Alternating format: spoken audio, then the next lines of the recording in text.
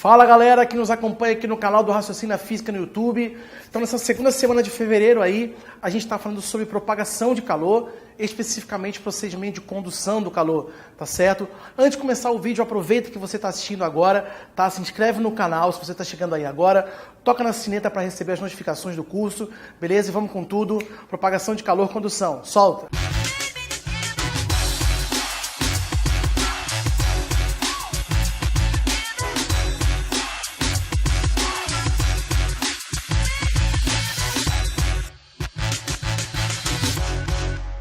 A gente vai falar basicamente aí, né, sobre o procedimento de condução, que significa esse processo de troca de calor nos sólidos, tá? Beleza?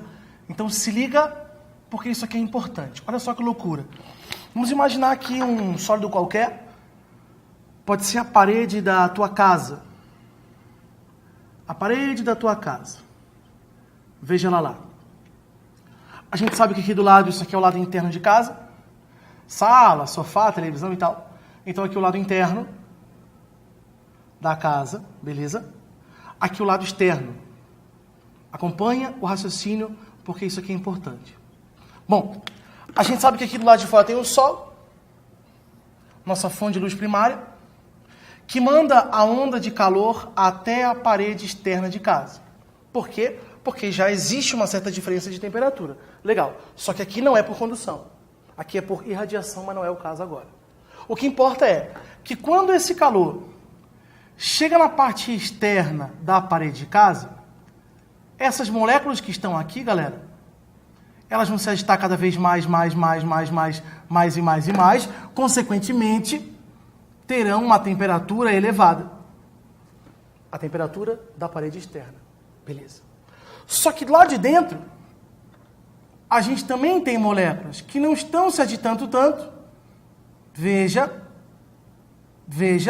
a agitação é menor. E a agitação a gente chama de quê? Temperatura. Então veja, entre a parede externa e a parede interna, existe uma diferença de temperatura. E essa diferença de temperatura que condiciona a existência do calor. Tá ligado? Então eu posso afirmar sem medinho que vai existir um fluxo de calor de fora para dentro. E esse fluxo de calor, pessoal, ele é representado pela letra Φ. Então, este Φ, que é o que representa a taxa, né? A taxa de propagação do calor, taxa de propagação do calor no tempo. O quanto de energia térmica está sendo transitada por essa parede. Essa é a ideia. Tá? Então, de forma genérica, eu posso afirmar que o fluxo de calor nada mais é do que a quantidade de calor que está se propagando aí no tempo. Usando aí os símbolos da física, o calor é a quantidade de Qzão de calor, dividido por ΔT, tempo, beleza? No sistema internacional, o que é importante saber, né? Calor é uma quantidade de energia, e energia no sistema internacional se trabalha em Joule. Importantíssimo saber, Joule. E o tempo em segundo, né? Sim, segundo. Só que a gente sabe que em prova de vestibular, prova de escola, Enem, concurso público, né, os caras geralmente não trabalham em Joule, né?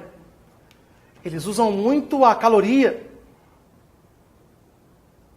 E o tempo geralmente não é medido em segundo, geralmente ele é dado em minuto, né? Em prova. E logicamente não é a mesma coisa. Então você é aluno, você é aluna, tem que saber mesmo. Já que não vai até colocar em uma outra cor aqui. Que uma caloria equivale a aproximadamente 4 joules, 4,2, 4,18, né? Tem que saber. E também tem que saber, você jovem, que 1 minuto corresponde a 60 segundos. E aí você consegue converter. Beleza. Mas o papo de hoje não é bem isso aqui, é um papo específico para esse tipo de sólido. Barra, parede, hastes, né? Porque existia um cara chamado Fourier que desenvolveu o que a gente chama de lei de Fourier. Ele desenvolveu que é um estudo específico para esse fluxo, que depende de algumas características geométricas dessas dimensões desse material e do tipo de material que ele é feito. Por exemplo, por que no meu banheiro de casa, né, parece que está mais frio, tem menor temperatura do que na sala? Tem a ver com esse cara. Né? Por que uma parede de alvenaria é diferente de uma parede de madeira? Por que calor flui de forma diferente? Tem a ver com esse cara. Né? O que esse cara coloca pra gente? Ele coloca que esse fluxo de calor, além de ser isso aqui, esse fluxo de calor pode ser medido da seguinte forma. Uma constante K, área do sólido, vezes a diferença de temperatura entre os extremos, dividido pela espessura ou o comprimento do sólido. Então veja, tipo de material, a gente chama isso aqui de coeficiente de condutividade térmica. Tem a ver com a velocidade com o calor se propaga. Quanto mais veloz é, maior esse K aqui. Tá? Quanto mais condutor é, maior o K. Área de contato com esse calor, nesse caso aqui, seria a área da parede, né? Beleza? Então, quanto maior a área, mais calor entra. Então, significa que como a área da parede da sala é maior do que a área da parede do banheiro, por isso que entra mais calor para dentro da sala do que dentro do banheiro. Ah, tá. Diferença de temperatura entre o externo e o interno. E o L é o comprimento ou a espessura dessa parede aqui. Ó. Né? Lei de Fourier. Isso é importante em prova. Então veja bem, o que você tem que estar atento aqui? Principalmente com relação ao K, ele é o coração do problema, ele é o coração do teste. Esse cara que vai te determinar as unidades que você vai usar. Se a área vai ser centímetro quadrado, se vai ser metro quadrado. Se o comprimento vai ser metro, se vai ser centímetro, é esse cara aqui que fala. Cuidado com isso aqui é importante, a área. Nesse caso aqui, a gente tem uma parede, né? Essa área aqui vai ser um lado vezes o outro. Ótimo. Mas poderia ser, por exemplo, uma haste, poderia ser um cilindro, onde a área aqui, galera, seria uma circunferência, a área de um círculo. πr quadrado, lembra? Né? Então tem que estar atento principalmente com a área e o nosso coeficiente. Então vou colocar aqui, ó, cuidado com o tipo de sólido. Fica esperto. Beleza? Tranquilo? Vamos fazer um exercíciozinho aí para ver como é que você sai. Beleza? Roda para nós. Tá aí um exercício da Universidade de Pernambuco. 2 cilindros feitos de materiais A e B têm os mesmos comprimentos. Os respectivos diâmetros estão relacionados por dA igual a 2 dB. Quando se mantém a mesma diferença de temperatura entre suas extremidades, eles conduzem calor à mesma taxa. As condutividades térmicas dos materiais estão relacionadas por... Nesse exercício aí, pessoal, um exercício bacana, né? Ele compara 2 cilindros, né? Ele falou que a gente tem 2 cilindros que têm o mesmo comprimento. Então podemos chamar aqui de L e L, porque ele falou que tem o mesmo comprimento.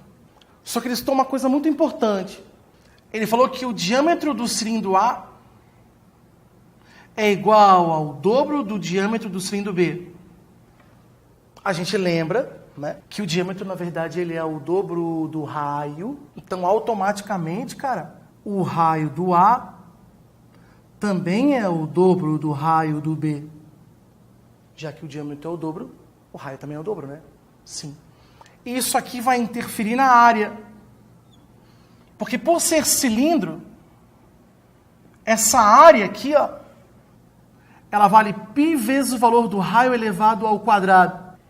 Ao fazer o dobro do raio e elevar ao quadrado, eu vou chegar aqui π vezes 4r².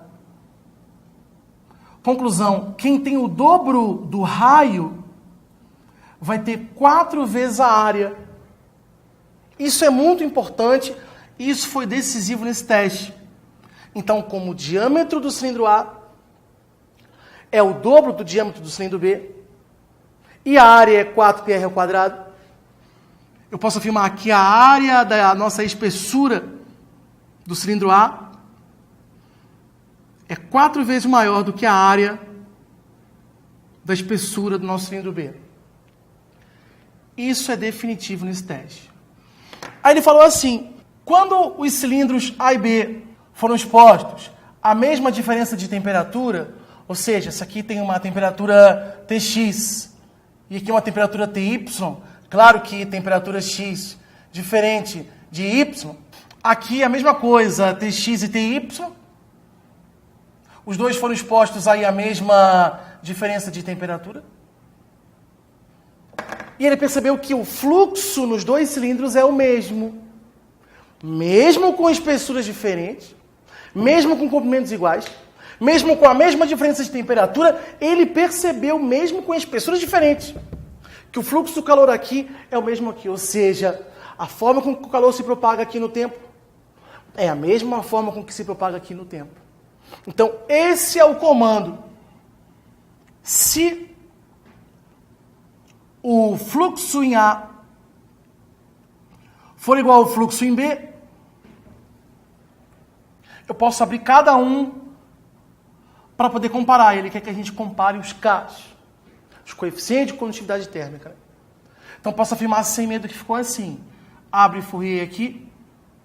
Condutividade térmica cilindro A, área do cilindro A, variação de temperatura do cilindro A, que divide o comprimento ou espessura do cilindro A.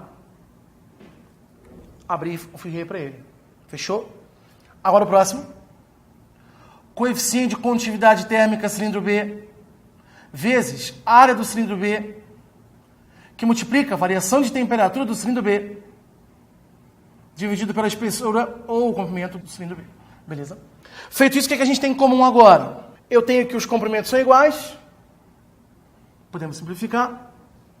Eu tenho que são expostos à mesma variação de temperatura. Eu posso simplificar. E agora eu quero comparar os Ks baseado na área. O que eu tenho então? K do cilindro A é igual a A vezes a área do cilindro A. Acabamos de confirmar que a área do cilindro A é 4 vezes a do B. Tiagão vai colocar aqui o quê? 4. Área do cilindro B. Do outro lado, coeficiente de condutividade térmica do B. Área do cilindro B. Então, eu posso simplesmente simplificar a área de B. E acabamos concluindo aí que o coeficiente de condutividade térmica do cilindro A é igual à quarta parte do coeficiente de condutividade térmica do cilindro B. Então, significa que o A, ele ganhou na espessura, ele ganhou na área, mas ele perdeu na velocidade de propagação de calor. Ou seja, o A ele é menos condutor do que o B, 4 vezes menos. Beleza? Essa é a proposta. Se você curtiu esse vídeo aí, dá um like no nosso vídeo, se inscreva no canal, continua acompanhando, acompanha aí o raciocinafísica.com, tem blog, tem dicas de resolução, tem um curso completo com toda essa proposta aqui de propagação do calor aprofundada para você, beleza? Tamo junto, até a próxima.